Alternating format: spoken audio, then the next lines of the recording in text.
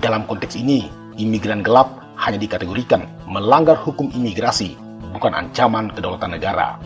Makanya, kalau kita melihat kasus Rohingya yang menyeberang ke Aceh, pihak militer bahkan polisi Indonesia tidak bisa melakukan operasi dengan senjata karena terikat oleh hukum internasional. Atau misalnya, kita lihat para imigran ilegal dari Afrika dan negara-negara Timur Tengah yang mencoba masuk ke Eropa. Aparat di sana tidak dibenarkan menggunakan senjata untuk mengusir. Dan itu sesuai dengan Kode Etik Perserikatan Bangsa-Bangsa untuk Aparat Penegak Hukum atau United Nations Code of Conduct for Law Enforcement tahun 1979. Pasal 3 menyatakan penggunaan kekuatan hanya bisa dilakukan jika benar-benar diperlukan.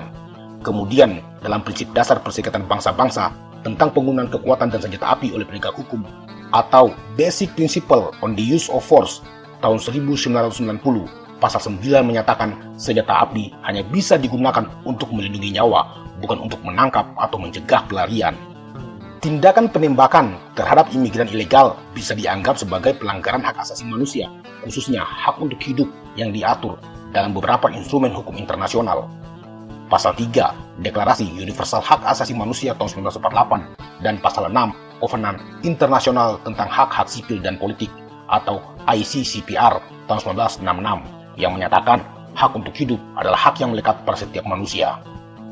Secara teknis, Malaysia memang belum meratifikasi Deklarasi Hak Asasi Manusia ke dalam sistem hukumnya.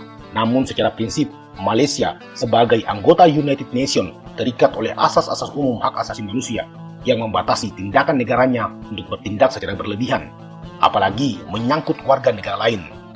Jika korban adalah warga negara Malaysia, maka itu akan dianggap sebagai penegakan hukum biasa.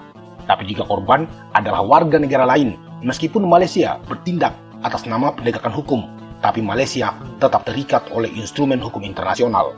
Artinya, negara itu wajib bertanggung jawab untuk menggelar kasus ini secara tuntas dan menerima konsekuensi diplomatik.